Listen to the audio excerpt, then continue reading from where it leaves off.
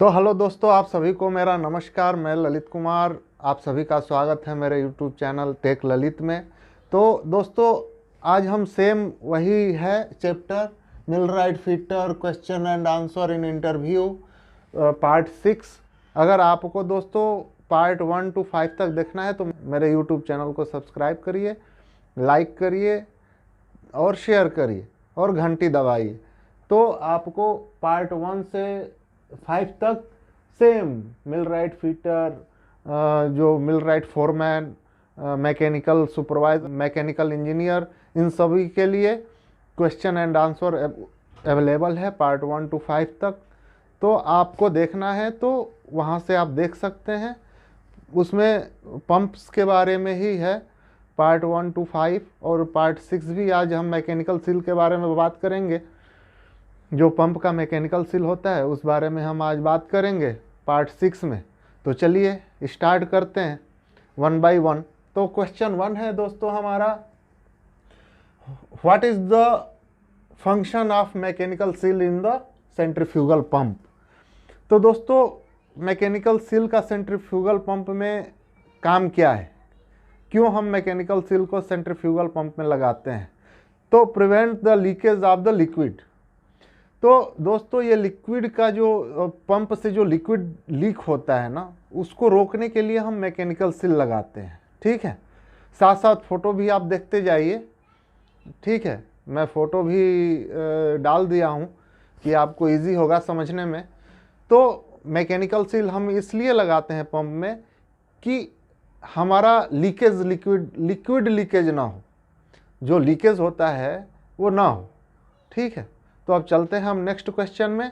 तो चलिए हम लिखते हैं, इधर देखते हैं आता है तो क्वेश्चन। दोस्तों, हमारा अगला प्रश्न हो गया, मैकेनिकल सील का कौन सा पार्ट शाफ्ट के साथ रोटेट होता है? ठीक है, तो उसमें दो पार्ट होता है, एक स्टेशनरी पार्ट, एक रोटरी पार्ट। ठीक है, हमारे मैकेनिकल जो सील है उसका रोटरी पार्ट शाफ्ट के साथ रोटेट होता है। ठीक है दोस्तों, तो इधर आप देखिए, which part of mechanical seal rotate with shaft. तो आंसर हो गया रोटरी पार्ट। ठीक है, मैकेनिकल सील का हमारा रोटरी पार्ट शाफ्ट के साथ रोटेट होता है। अब हम चलते हैं अगले प्रश्न में। ठीक है, तो इसको हम मिटा लेते हैं।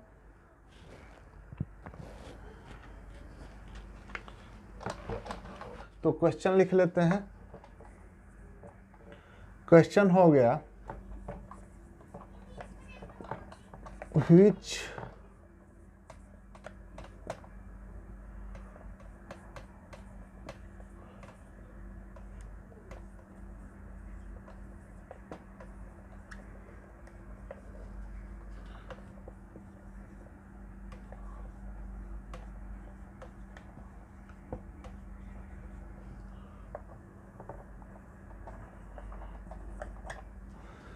तो क्वेश्चन हो गया दोस्त, which part make tension in the mechanical seal.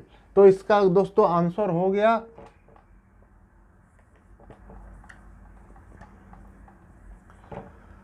जो मैकेनिकल सील में स्प्रिंग होता है ना,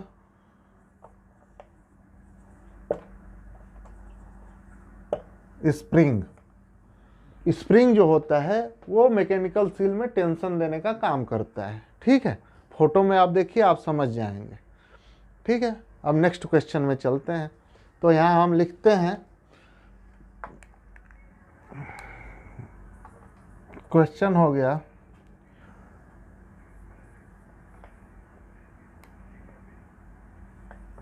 व्हिच पार्ट ऑफ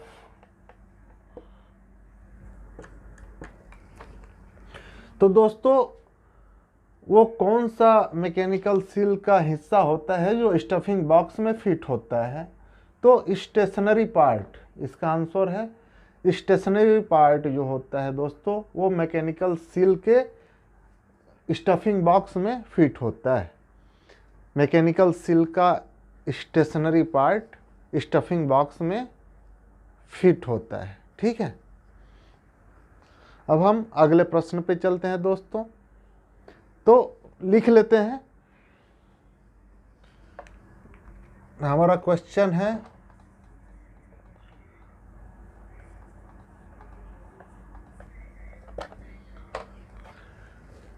तो दोस्तों हमारा नेक्स्ट क्वेश्चन है what is the purpose to give seal water in mechanical seal.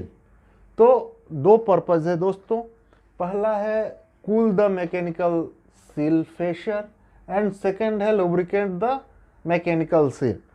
तो दोस्तों ये जो कूलिंग वाटर है ना कंटिन्यू फ्लो होते रहता है, ठीक है, तो इसलिए ये मैकेनिकल सील को लुब्रिकेंट करने का भी काम करता है और मैकेनिकल सील का फेशर जो है उसको भी कूल करता है, ठीक है। तो अब हम नेक्स्ट क्वेश्चन पे चलते हैं दोस्तों। तो दोस्तों अगर वो आपसे पूछ दिया कि मैकेनिकल सील जो होता है वो वैक्यूम के अंडर में वर्क करता है, तो yes, mechanical seal work always under vacuum, ठीक है दोस्तों।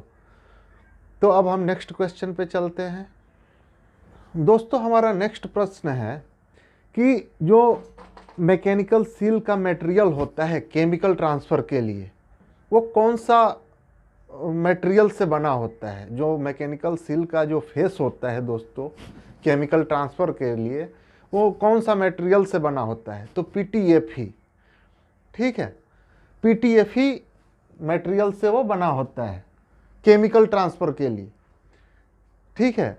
केमिकल ट्रांसफ़र के लिए PTFE से बना होता है मैकेनिकल सील का फेस, ठीक है।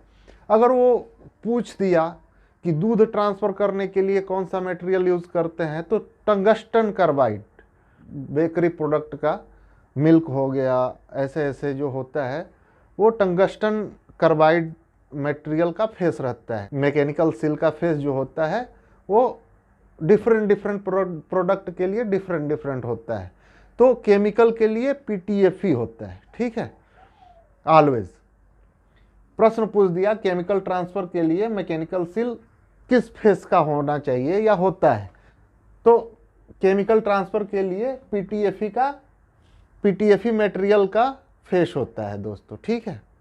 अब हम नेक्स्ट क्वेश्चन पे चलते हैं। अगर पूछ दिया कि मैकेनिकल सील का ओरिंग बनाने में कौन सा मटेरियल हम यूज़ करते हैं, तो 3 टाइप का मटेरियल यूज़ होता है दोस्तों, बीटोन, PTFE और सिलिकॉन। ये 3 चीज़ से ओरिंग बनता है।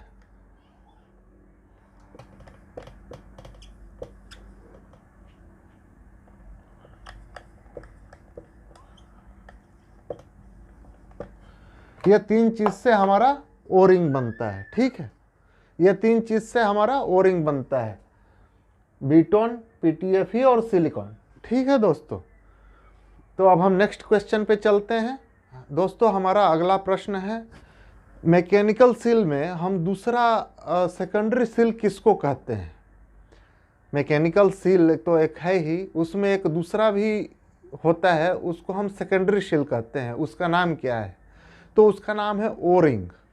जो मैकेनिकल सील में दोस्तों ओरिंग होता है ना, उसको हम सेकेंडरी सील भी कहते हैं, क्योंकि वो सेकेंडरी सील का वर्क भी करता है, ओरिंग जो हम लगाते हैं, ठीक है। तो इसलिए हम मैकेनिकल सील में सेकेंडरी सील ओरिंग को कहते हैं, ठीक है। अब हम चलते हैं अगले प्रश्न पे। वो पूछ देगा आपसे कि वो पूछ देगा कि ग्रब स्क्रू का यूज़ हम किस लिए करते हैं, तो सिंपल उसका आंसर है दोस्तों, जो मैकेनिकल सील होता है उसको शाफ्ट के ऊपर लॉक करने के लिए हम ग्रब स्क्रू का यूज़ करते हैं, ठीक है। ये सिंपल सा क्वेश्चन आंसर है, ये माइंड में रखना है, प्रेजेंट ऑफ माइंड रखना है, ठीक है। बाहर जाना है, अगर आपको मेंटेनेंस में जाना है या आपको कमीशनिंग में जाना है, जिसे पंप कमीशनिंग होता है, प्री कम होता है, कमीशनिंग होता है, ठीक है, या पंप का मेंटेनेंस होता है, उसमें अगर जाना है आपको, तो ये सब क्वेश्चन आपसे पूछ सकता है इंटरव्यू में, ठीक है। तो इसलिए ये सब अगर आप थोड़ा इसको रिपीट करेंगे, रिपीट करते रहेंगे तो आपके माइंड में रहेगा और इंटरव्यू में इजीली आप आंसर दे सकते हैं, ठीक है। तो इसलिए ग्रब स्क्रू का प्रयोग किया जाता है, क्योंकि मैकेनिकल सील शाफ्ट के ऊपर टाइट कर सकें, ठीक है, टाइट कर सकें अच्छे से, ओके। ये भी पूछ देगा सेरामिक सील फेस हम क्यों यूज़ करते हैं मैकेनिकल सील के ऊपर। तो स्टेशनरी पार्ट फिट करने के लिए सेरामिक सील फेस का यूज़ किया जाता है, स्टेशनरी पार्ट फिक्स करने के लिए। ठीक है, ये भी माइंड में रखिएगा। ठीक, तो आज के लिए बस इतना ही।